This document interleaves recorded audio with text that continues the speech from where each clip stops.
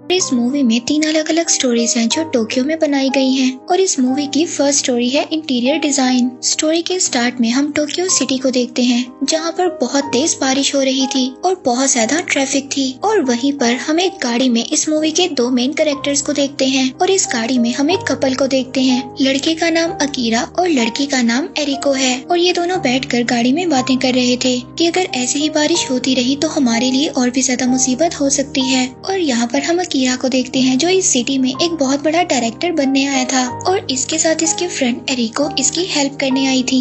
Actually ये लोग first time एक विलेज से सिटी में आए थे क्योंकि अकीरा को एक बहुत बड़ा फिल्म डायरेक्टर बनना था और इसीलिए एरिको इसको यहाँ पर सिटी लाई थी और खुद भी इसकी हेल्प करना चाहती थी। लेकिन अब इस सिटी में इनका कोई भी जानने वाला नहीं था। लेकिन एरिको की एक चाइल्डहुड फ्रेंड यहाँ पर रहती थी। तभी एरिको उसको कॉल करती है और फिर जब एरिको अपनी फ्रेंड को कॉल करती है तो वो एड्रेस बताकर उसको वहाँ पर बुला लेती है। और अब एरिको अपनी फ्रेंड को मिल गई थी और वो मिलकर बहुत ज्यादा खुश होती है। एरिको की फ्रेंड का नाम अकीमा था और अब वो उन दोनों को अपने घर ले जाती है। लेकिन अकीमा का रूम बहुत छोटा था और वो अपने रूम को कभी कभी अपने फ्रेंड के साथ भी शेयर करती थी। और फिर वो रात को सबको डिनर देती है और अकीरा का इंटरव्यू करती है और अकीमा उससे पूछती है कि आप डायरेक्टर बनने वाले हैं और इसीलिए मुझे अपनी मूवी के बारे में कुछ बताएं। और अकीमा उससे उसकी फिल्म के बारे में कुछ क्वेश्चंस पूछती है और फिर अकीरा उन दोनों को अपनी मूवी दिखाता है। और फिर जब मूवी खत्म हो जाती है वो पीछे मुड़कर देखता है तो दोनों सो गई थी और अब वो ये सोचकर टीवी को ऑफ कर देता है कि आगे चलाने का क्या फायदा। और तभी वो दोनों उठ जाती हैं और वाह वाह करते क्लैपिंग करने लगती हैं कि मूवी बहुत अच्छी थी। और फिर वो तीनों अलग अलग सोने के लिए चले जाते हैं। और अब एरिको अकीरा से बात करती है कि हमें जल्द ही अपना घर ढूंढना होगा, हम ज्यादा देर यहाँ पर नहीं रह सकते। और फिर नेक्स्ट डे वो लोग अपने लिए एक रूम ढूंढने निकल जाते हैं और फिर वो देखते हैं कि एक शॉप के आगे पोस्टर लगा था कि शॉप 2 दिन के लिए बंद है। तभी वो अपनी कार को उस शॉप के आगे पार्क कर देते हैं क्योंकि वहाँ पर उन्हें कार पार्किंग के लिए रोजाना बहुत ज्यादा खर्चा करना पड़ता था। और इसके बाद वो दोनों घर ढूंढने निकल जाते हैं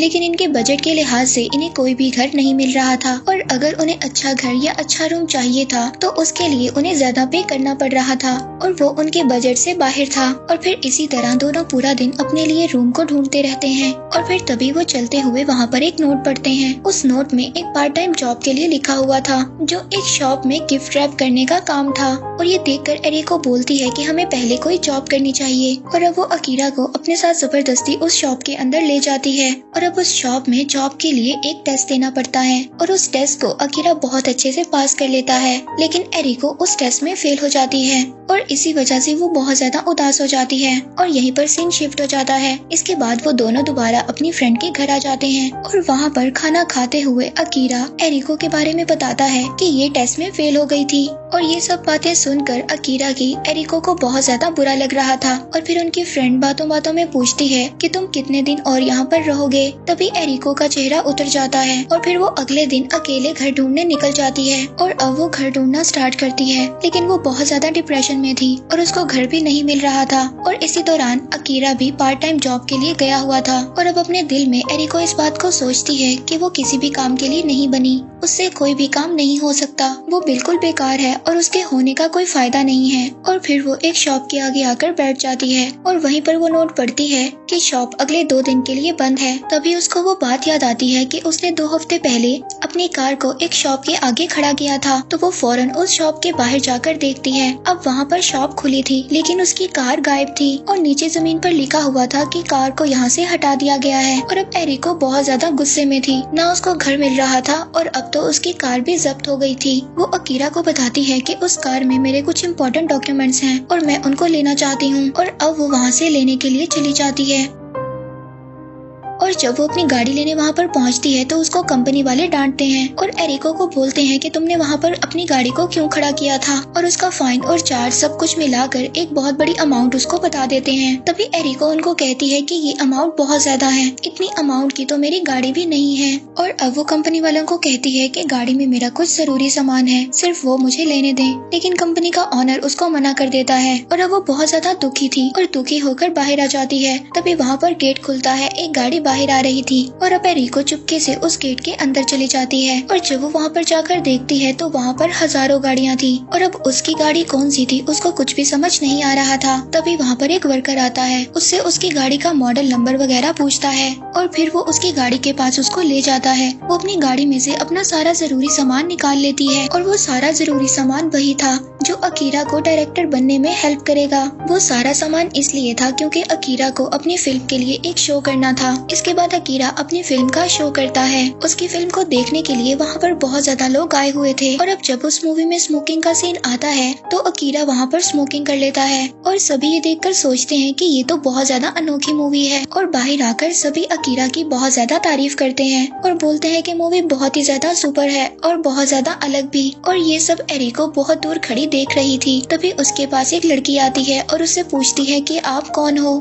एरिको उस लड़की को बताती है कि मैं अकीरा की फ्रेंड हूँ। ये सुनकर वो कहती है कि आप बहुत जल्दी गायब हो जाओगी और फिर कोई भी आपको नहीं देख सकेगा। और अब अकीरा अपनी मूवी की वजह से बहुत ज्यादा फेमस हो गया था। और फिर एक दिन जब एरिको सुबह को ब्रश करने के लिए उठती है तो जब वो मिरर के सामने जाती है वो देखती है कि उसकी चेस्ट में एक बहुत ही बड़ा होल था और उसमें कुछ लकड़ी की तरह था। और जब वो उस चीज को टच करती है तो बहुत ज्यादा डर जाती है और ये देखकर वो बहुत ज्यादा घबरा जाती है। अब ये क्या चीज थी उसको भी समझ नहीं आ रहा था और फिर से वो घर ढूंढने के लिए बाहर निकल आती है, लेकिन अब उससे चला भी नहीं जा रहा था और उसको चक्कर आ रहे थे। तो वो एक जगह पर बैठ जाती है और जब वो अपने आप को चेक करती है तो उसके पाँव लकड़ी में तब्दील हो रहे थे और फिर वो भागने लगती है और भागते भागते उसकी सारी ड्रेस नीचे गिर जाती है और अब एरिको कंप्लीट एक लकड़ी की चेयर में तब्दील हो गई थी और अब वो बहुत ज्यादा शर्मिंदा होकर चल रही थी और वो पूरी तरह एक चेयर में तब्दील हो जाती है। जो उसने ड्रेस पहना हुआ था वो ऐसे लग रहा था कि जैसे किसी चेयर ने पहना हो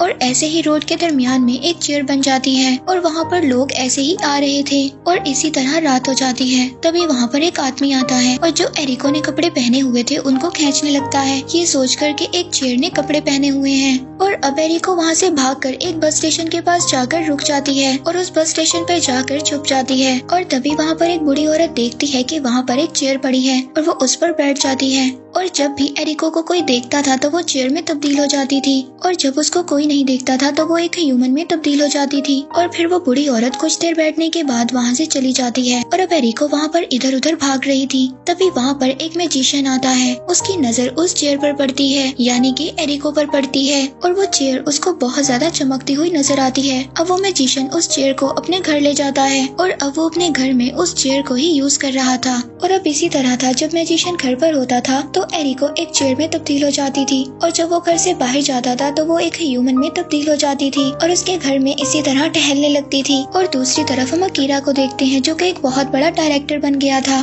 और अब एरिको एक लेटर भी अकीरा को लिखने की कोशिश करती है कि मैं गायब हो गई हूँ, मुझे तुम कभी मत ढूंढना। और अब एरिको भी बहुत ज्यादा खुश थी क्योंकि वो जिस घर में रहती थी वो मैजिशियन उस चेयर को बहुत ज्यादा यूज करता था और वो उस चेयर का बहुत ज्यादा ख्याल भी रखता था, यानी कि वो मैजिशियन उस चेयर को बहुत ज्यादा पसंद करता था। और ये बात एरिको को बहुत ही पसंद थी। और हम देखते हैं कि वो मैजिशियन इस चेयर पर बैठकर ही सारे काम करता था और इस चेयर पर बैठकर ही म्यूजिक भी बजाया करता था। और इसी तरह ये स्टोरी एंड हो जाती है। और अब हम नेक्स्ट स्टोरी को देखते हैं जिसका नाम है मेयर। और अब हम यहाँ पर टोक्यो सिटी को देखते हैं और इस सिटी के अंदर हम एक अंडरग्राउंड होल को देखते हैं और उस होल में से एक आदमी बाहर आता है और उस आदमी ने ग्रीन कलर का ड्रेस पहना हुआ था और उसकी एक आंख बिल्कुल व्हाइट थी और वो देखने में बहुत ज्यादा डरावना लग रहा था। और अब वो आदमी उस शहर में आकर अजीब अजीब हरकतें करता है, किसी से सिगरेट छीन लेता है और किसी से फूल छीन लेता है और वो वहाँ पर रोड पर लेडीज से बदतमीजी करता है और बाकी लोगों को भी टॉर्चर कर दोबारा उस होल के अंदर चला जाता है। और अब इस आदमी की बात मीडिया में भी आ गई थी।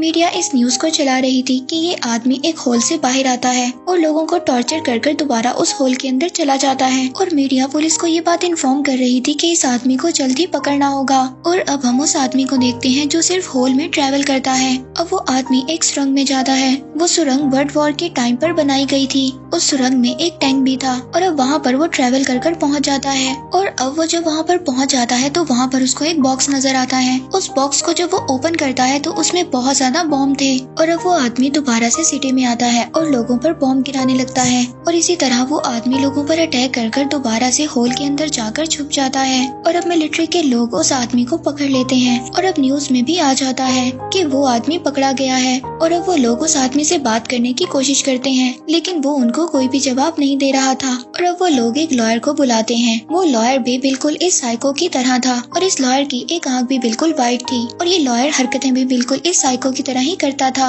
अब वो लॉयर उससे बात करने की कोशिश करता है, लेकिन वो उसको भी कोई भी जवाब नहीं दे रहा था। तभी वो बाहर आने लगता है और वो आदमी उसको अपना नाम बताता है, मेयर। और अब उसको कोर्ट में लाया जाता है और अब मेयर से सवाल किए जाते हैं कि वो सिटी में क्यों ऐसा काम कर रहा है और वो क्यों लोगों को मारना चाहता है। और मेयर यहाँ पर उन सबको बताता है कि मुझे जापान के लोग पसंद नहीं है, इसीलिए मैं उन लोगों को मारना चाहता हूँ। ये सब सुनकर अब जज उसको फांसी का ऑर्डर दे देता है और अब वो दिन आ जाता है और ये सब बातें न्यूज में चलती हैं। फिर इसके बाद मेयर को फांसी पर लटकाने के लिए लोगों के सामने लाया जाता है और जब मेयर की आखिरी ख्वाहिश को पूछा जाता है तो वो कुछ फूल और पैसों की डिमांड करता है और अब मेयर को फांसी पर लटका दिया जाता है। और तभी वो अपने हाथों से कुछ अजीब सी इबादत करता है और दूसरी तरफ वो लॉयर भी बैठा इसी तरह कर रहा था जैसे मेयर कर रहा था। और अब मेयर को फांसी दे दी जाती है और फांसी लगते ही वो मर जाता है। और अब यहाँ पर सबको लगता है कि मेयर मर चुका है। तभी अचानक से वो अपनी आंखों से पट्टी को हटाता है और वहाँ पर वो एक पाइपलाइन को देखता है और फौरन से गायब हो जाता है। वो आदमी शायद ऐसे ही करता रहेगा और छुप कर लोगों को मारता रहेगा। और ये बात हमें बताते हुए ये स्टोरी यहीं पर एंड हो जाती है। और इस मूवी की लास्ट स्टोरी है शेकिंग टोक्यो।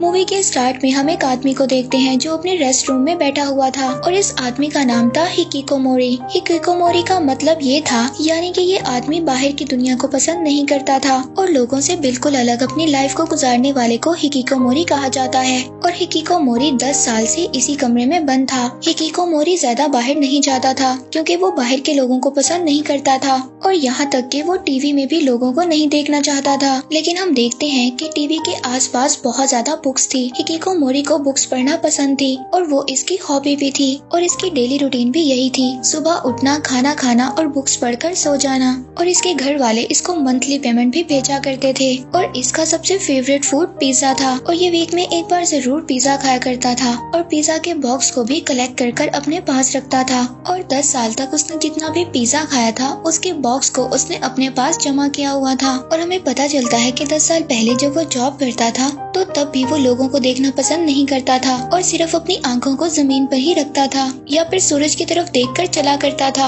और अब एक दिन वो पिज्जा ऑर्डर करता है। वो डिलीवरी बॉय की शक्ल को भी नहीं देखा करता था और उसी दिन जब पैसे देते हुए उसकी नजर उस पर पड़ती है तो उसको पता चलता है कि डिलीवरी बॉय कोई लड़का नहीं बल्कि एक लड़की है। और जब वो उस लड़की की शक्ल की तरफ देखता है तो तभी टोक्यो में अर्थक्वेक आ जाता है और तभी वो लड़की बेहोश होकर नीचे गिर जाती है। और हिकिकोमोरी ने 10 साल बाद किसी का चेहरा देखा था। अब उसको भी समझ नहीं आ रहा था कि उसको क्या करना चाहिए। और फिर आखिर में वो उस लड़की के पास जाता है। वो देखता है कि उसकी बॉडी पर एक बटन बना हुआ था और उस बटन पर लिखा हुआ था कोमा। लेकिन अब कोमा का मतलब भी उसको नहीं पता था और तभी वो अपनी डिक्शनरी में चेक करता है। लेकिन इसके बाद वो उस बटन को दबा देता है और वो लड़की उठ जाती है और उससे पूछती है कि आपने इस बटन को दबाया है। और जब वो लड़की होश में आती है तो वो उसके पिज्जा बॉक्स की तरफ इशारा करती है और उसको बताती है कि तुमने एक पिज्जा बॉक्स को उल्टा रखा हुआ है। वो उसको ठीक करने के लिए जाता है और जब वो मुड़कर देखता है तो वो लड़की वहाँ से गायब हो जाती है। और फिर जब वो बाहर जाकर देखता है तो वो लड़की अपनी गाड़ी लेकर चली जाती है और अब वो उस लड़की की याद में ही रहने लगता है। इसके बाद वो दोबारा से पिज्जा ऑर्डर करता है और अब वो इस बात को सोचता है कि वो लड़की दोबारा से पिज्जा देने के लिए आएगी। लेकिन जब डोरबेल बजती है तो वो खुशी खुशी दरवाजा खोलने जाता है और वहाँ पर वो जाकर देखता है तो वहाँ पर कोई आदमी था और अब वो उस आदमी को बोलता है कि मुझे तुम्हारी हेल्प चाहिए। ये सुनकर वो अंदर आ जाता है और घर आकर उसका फोन यूज करता है और किसी को डांटने लगता है।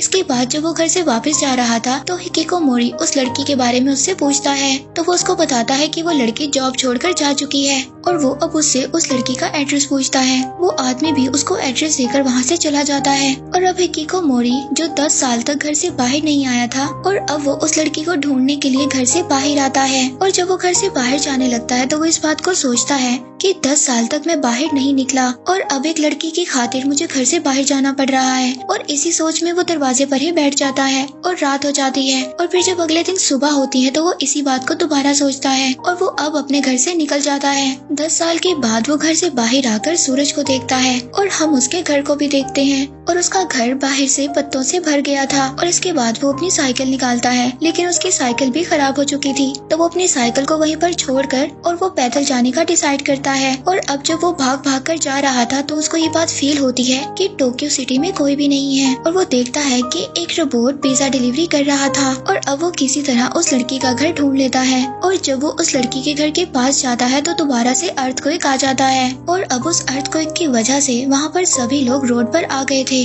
वहाँ पर बार बार अर्थक्वेक आ जाता था और वहाँ की कंडीशन ये थी कि कोई भी अपने घर से बाहर नहीं आता था। वो सभी लोग घर में ही सभी फैसिलिटीज के साथ रह रहे थे। और वो देखता है कि सभी लोग दोबारा से अपने घर के अंदर जा रहे थे। और फिर हिकिकोमोरी उस लड़की का हाथ पकड़कर बात करने की कोशिश करता है। वो लड़की उससे पूछती है कि तुम कौन हो। वो उस लड़की के हाथ में दोबारा से टैटू को देखता है जिसमें लव लिखा हुआ था। और अब हिकिकोमोरी उस बटन को दबा देता है और वो लड़की भी चुप हो जाती है। और फिर टोक्यो सिटी को दिखाया जाता है। और इसी के साथ ही मूवी यहीं पर एंड हो जाती है।